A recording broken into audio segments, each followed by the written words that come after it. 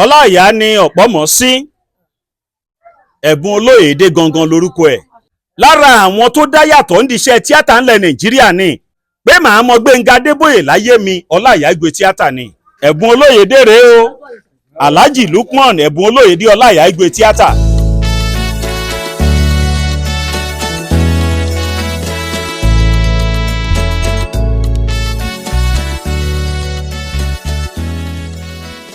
Èní ni ọjọ́ ìbí mi, July 27. Mo wá fẹ́ gbé flower sí orí bẹ́ẹ̀rì ìyá tó bí mi lọ́mọ. Mo wá fi àsìkò yìí ṣe ọpẹ́ fún Ọlọ́run kó bá mi tẹ́ ìyá mi sáfẹ́fẹ́ rẹ̀ torí ìmísí ló dé wá bá mi. Bí ìmísí yẹn ṣe wá, òun ni nǹkan tí mo wá ṣe lé ní ọjọ́ ìbí mi.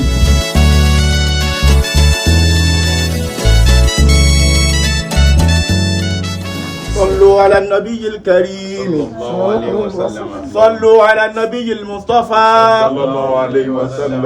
أعوذ بالله من الشيطان الرجيم بسم الله الرحمن الرحيم الله أستغفر الله أستغفر الله إن الله غفور رحيم شهد الله أنه لا إله إلا هو الملائكة وأولو العلم قائما بالقسط لا إله إلا هو العزيز الحكيم فاعلم بأنه لا إله إلا الله كما ما فوا أولوا كما ما فوا كما ما فوا أولوا كما ما فوا في مama salujana كما ما فوا. Ọba tí ó ní ọjọ́ ìní lọ́ba náà bá sí adúpẹ́ fún ọmọ wa náà lùgbà gẹ́gẹ́ bí àwọn èèyàn ṣe máa ń lùgbà wọ́n dẹ̀ kú wọn kú kúrẹ́ni tó bá kú tó bá fọ mọ́lẹ̀ ẹni òkú ẹni tó kú tí ò fọ mọ́lẹ̀ ló pàkórun tí wọ́n kú àkórun wọ́n fọ mọ́lẹ̀ òun náà lè jẹ́ ká máa rántí ọjọ́ ìní àwa rántí ọjọ́ ìní a sì rántí ẹ̀kọ́ ló dáadáa ọmọ wa tó bá lékún kẹ̀ fún wọn bá lékún kẹ̀ fún wọn aláhàmọ̀dánlábà wọ́n ní bára ṣe ń ṣàdúrà fókú ọ̀run bẹ́ẹ̀ ló kú ọ̀run ṣàdúrà fara ayé ó pé káyé ó yẹ yín kọ́run ó yà wọ́n àtàwọn náà ó tó dàbí àwọn àtàwọn náà ó tó dàbí àwọn ó tó dàbí àwọn àtàwọn náà ó tó dàbí àwọn. Hájì Lukman tí ó wá bí kì í ṣe pé ó wá ń torí nǹkan kan bí kì í ṣe pé ó wá rántí ìyẹ èmi dẹ́tun wá wò wípé ó tún wá rántí ìpìlẹ̀ tó bá ní Olóyèdé ń ṣe tíátà ibi ló ti bẹ̀rẹ̀ ibi tá a wà yìí gangan ló ti bẹ̀rẹ̀ ibi tá a ti bẹ̀rẹ̀ rè tá a ti ń ṣe ń jọ náà lọ tí gbogbo wa máa tò tá a máa jó ẹni tí ò mọ jójó ebi èmi àfẹ́ẹ̀dẹ̀ sàlọ́ ń gbàdàn nítorí Ọláìyá ń lu wábi wọ́ sí ìlú tẹ́ bá ní kó lu ìlú mẹ́rin tó máa ń tòlù yẹn gbogbo yín lẹ máa bẹ̀rẹ̀ sí jó mọ̀ ń pẹ́ Ọlọ́run jẹ́ kí ẹ̀mí Hájì Lukman gùn. Alákọ̀ọ́kọ́ nú nǹkan tí mo kọ́ fẹ́ sọ tó bá ní ọbíyàn ní àsìkò yìí ẹni yẹn ẹkùn ni Leo ni Leo ni àwọn náà ń pè ní Usidu àwọn tó bá dẹ̀ jẹ́ Usidu yìí wọ́n ṣòro káńtà kí àwọn máa níhùn lé wọn lẹ́yìn bá ń lé wọn ẹni tó wà máa jábọ́ ni kò ṣe é lé èyí tó wá ṣe yìí òun kọ́ ló ní ọjọ́ ọ̀bì tó ń ṣe ìyá gangan lónìí ìyá lónìí o ìyá ló máa ronú pé níjọ́ tí mo bí Lukman wà lábáyìí ni mo kó sí ńgbà tí mo ń jẹ́ rora àti bí oyún ẹ̀ ńgbà tó wà nú mi báyìí mo ṣe ń ṣe báyìí mo ṣe ń fò báyìí mo ṣe tó jẹ́ pé mi rẹ̀ nílé fà mí lọ́wọ́ èmi mo náà tó wọ́ mi pẹ̀lú ẹ̀ lọ sí hospital kí n tó bí Lukman wá ti di aláàjì kì í ṣe Lukman lásán ó ní aláàjì nínú nípa eléyìí kọ́lọ́ ń jẹ́ kí ẹ̀mí òun náà gùn kọ́lọ́ má kánjú pa bàbá yìí gbogbo ẹni máa ronú wípé ikú ẹ ló kàn Ọlọ́run ò má ṣàwọ̀ láàbí tá a wáyìí orírun ẹ ló wáyìí gbogbo ẹni bá ń ronú kúrú ẹ kọ́lọ́ má bá a fa wọn lọ. Ẹ̀yin náà ti gbọ́ ohun táwọn àáfàá sọ wọ́n fẹ́ bá a sọ̀rọ̀ díẹ̀ nípa bọ́n ṣe bẹ̀rẹ̀ àti dí tán fi ronú láti ṣe irun tán ṣe ń bí lónìí. Ẹ wo orú bí tá a wà yìí wọ́n níbí ni Ọláìyá ti bẹ̀rẹ̀ sí kó àwọn èèyàn jọ tí wọ́n bẹ̀rẹ̀ tíátà tá a bá ní ká sọ iye ọ̀pọ̀ èèyàn tó ti dìde láti bí ó ní láti pọ̀. Ẹ jẹ́ ká bọ̀rọ̀ láti ẹnu Igwe Ọláìyá tíátà. Mo fi àsìkò yìí kí gbogbo èèyàn tí wọ́n dúró tì mí tán jẹ́ ẹbí mi àti Shehu àti àwọn àáfàá Shehu tí wọ́n wá ṣe àdúrà níbi tí mò ń ṣe ọjọ́ ìbí níbi bẹ́ẹ̀rì ìyá mi. Àjọ jẹ́ contemporary. We love ourselves. Àjọ bẹ̀rẹ̀ láti kékeré. Àjọ bẹ̀rẹ̀ tíátà yìí náà ní lọ́dún náà lọ́hùn. 79 ni adá ti wá sílẹ̀ nínú bíbá yìí náà ni. Wọn tí ì sin òkú kankan sí ibí yìí. Bàbá mi àti àbúrò wọn tí wọ́n jọ sọra wọn dẹyọ kan. Àwọn méjèèjì ilé bàbá mi rè, ilé àbúrò wọn rè. Àwọn méjèèjì kò sí tí ó sì kúrò láyé lọ́dún náà lọ́hùn. Bíbá náà ni a ti ń ṣe rìhásà, a ti ń ṣe gbogbo ẹ̀. Ìmísí ni nǹkan tó fa àti wá ṣe àdúrà níbi bẹ́ẹ̀rì ìyá mi lénìí. Ìmísí bí ìgbà tí wọ́n lè pe nǹkan yẹn ní revelation, wípé bóyá ìmísí pé kí Ọlọ́run bá nìyàn sọ̀rọ̀. Ọlọ́run ló sọ pé kí n ṣe bẹ́ẹ̀ lọ́dún yìí. Bí ìgbà téèyàn ń gbọ́ ohùn wípé bó ti ṣe yẹ kí n ti máa ṣe láti bẹ̀rẹ̀ rẹ̀. Mo á ní èé ṣe a ṣe máa wá ṣe àdúrà ọjọ́ ìbí níbi bẹ́ẹ̀rì. Ó ní ọjọ́ ìbí tí à ń ṣe, ó ní púpọ̀ nínú ẹ̀ kò tọ̀nà. Ó ní bó ti yẹ ká máa gbé ọjọ́ ìbí kalẹ̀. Ó ní bẹ́ẹ̀ kọ́ la ṣe ń ṣe. Ó ní àwa tá ọjọ́ wa bá ti pé aṣọ ọjọ́ ìbí lé ní o, a máa ṣọ a bẹ̀rẹ̀ sí jó a máa dunnú. Ṣùgbọ́n òun Ọlọ́run ò fẹ́ bẹ́ẹ̀. Ṣùgbọ́n tá a bá fẹ́ ṣe èyí tó túbọ̀ dùn mọ́ òun Ọlọ́run nínú, ó ní ìyá tó bí wa ló ní ẹ̀yẹ ọjọ́ ìbí wa. Ó ní kì í ṣe àwa gangan tá à ń ṣe ọjọ́ ìbí lá ní ẹ̀yẹ ọjọ́ ìbí. Ó ní torí pé ńgbà tí mo máa wá sáyé mi ò mọ̀ gbà. Àgbà tí mo délé ayé àṣẹ kan tí Ọlọ́run kan pa ni pé bàbá ti délé ayé ká sunkún wẹ́ẹ̀wẹ́ẹ̀ kọ́ mọ̀ pé a dé. Ó ní ìyẹn a kàn fi kí ara ayé káàbọ̀ ni.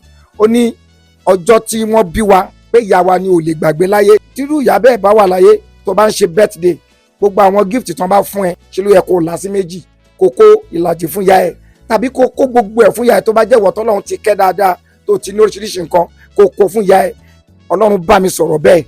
Ìyẹn ló fà á tí mo fi ní tí má dẹ̀ máa ṣe birthday ti ọdún yìí, màá wá sí agboolé wa níbi tí wọ́n ti bí mi tí wọ́n sin màmá mi sí, wípé màá wá ṣe birthday tèmi ń bẹ̀, màá wá fi ẹ̀mí ìmoore hàn. Màmá mi mo dúpẹ́ o, èmi ni mo fà á tẹ̀ fìrí nira ńgbà tẹ̀ kúnlẹ̀ tẹ̀ ń bí mi pé àwa ń jó à ń ṣe yẹn. Nígbà tí n bá ṣe tìyá mi yẹn tán, àwa lè pe ẹgbẹ́ ọgbà ká máa wá jó pé bọ̀t ká máa jó ká fi tìyá sẹ́yìn yẹn pé irọ́ pátá ni ẹnikẹ́ni tó bá ń ṣe birthday bẹ́ẹ̀ ló ń pa fúnra ẹ̀. So yẹn ló fà á tí mo fi pé ṣéwù tí àjọ bẹ̀rẹ̀ níbẹ̀rẹ̀ pẹ̀pẹ̀, ṣéwù tó mọ gbogbo nǹkan mi pátápátá, tó mọ ìyá mi, màmá tiẹ̀ tọ́ mi, màmá mi tún tóun náà, àjọ ń jókòó sí pálọ̀ yẹn bẹ́ẹ̀ yẹn ni.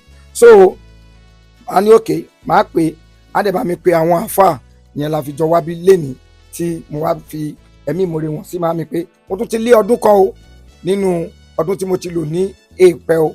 Mo dúpẹ́ o màmá mi. Ìyẹn ni mo ní kí n wá ṣe. Nǹkan tí mo sọ èmi ò condemn birthday o, kí wọ́n má ṣì mí gbọ́ o. Ṣùgbọ́n ìmísí tó dé wá bẹ́ mi, ọ̀rọ̀ tí Ọlọ́run sọ fẹ́mi, òun lèmi wá ṣe tèmi bẹ́ẹ̀ o. Ó bá ṣe wọn ní kálukú ló ṣe lè ṣe. Ṣùgbọ́n wọ́n jẹ́ kó yé mi pé ọjọ́ ìbí ẹ̀yẹ ìyá tó bí wa ló ní ẹ̀yẹ ọjọ́ ìbí wa, kì í ṣe àwa. Ohun táwa kàn ní ni òǹkà wípé mo tún ti lé ọdún kan kí n dẹ̀ bẹ̀rẹ̀ sí ṣe dáadáa, kí n lè mọ̀ pé èmi náà ti ń súnmọ́ sàárè. Mo ṣe pé mo sọ pé èyí tí wọ́n ṣe ò dá o, tọ̀dọ̀ mi ni mo sọ o. Ọlọ́run á dúró tì wá. Ẹ ṣé mo dúpẹ́. Àǹtí mi tí òun àti màmá mi jọ nífẹ̀ẹ́ ra wọn púpọ̀ ńgbà tí màmá mi wà láyé tọ́jọ́ ń jórúkọ kan náà, àwọn ni wọ́n jókòó yẹn. So àwọn àti màmá mi wọ́n lẹ̀pọ̀ débi pé ó ju gọ́ọ̀mù lọ. So and then mo dẹ̀ kí bọ̀dá mi Rájí, mo kí gbogbo àwọn, mo kí àbúrò mi, gbogbo àwọn àbúrò mi tó ń dúró tì mí àtàwọn ẹ̀gbọ́n mi, mo kí bọ̀dá mi Fẹ́mi, everybody, mo kí everybody o. Àwọn ìyàwó, gbogbo àwọn ìyàwó wa pátápátá mo kí yín o. Ẹ ṣe wẹ̀ kú àdúró tì mí o. Ẹ rí mi lágbo lélẹ̀ ní ẹ̀ tuntun mi rí o. Eléyìí ò ní jẹ́ last day tẹ́ máa rí mi o. Ẹ ṣe púpọ̀, mo dúpẹ́ púpọ̀. Thank you very much all my fans all over the world. May God be with you as you are watching me. I believe you love me so much and I love you. I will never disappoint you. God bless you. Ẹ ṣé.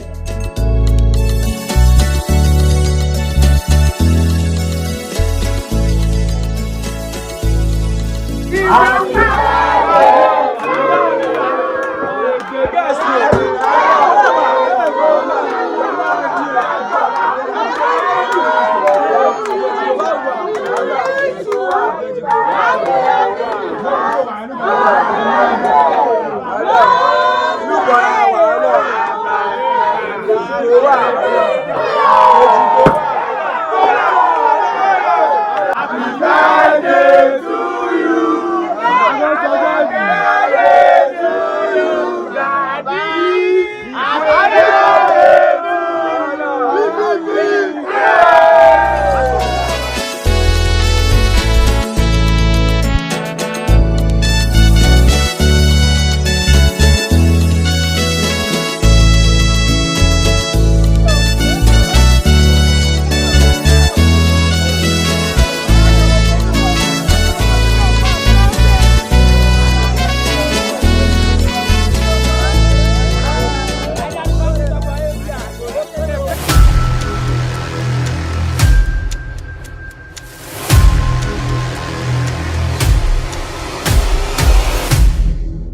ìròyìn ayọ̀ rèé fún gbogbo ẹni tó wà ní London àtàgbègbè ẹ̀. Arahim Afro-Caribbean Cash and Carry, import and export of African foods, also help to pay school fee in UK for Nigeria with money transfer to UK and back to Nigeria. Arahim Afro-Caribbean Cash and Carry wà ní Graham Excess RM 139YS Up Minister Road, South Graham, London. Gbogbo èyí tẹ́ wà ní London pátá ó yá ẹnì ìṣólọ́dọ̀ Arahim Afro-Caribbean Cash and Carry. Ibẹ̀ gangan ìfọ̀kànbalẹ̀ wà.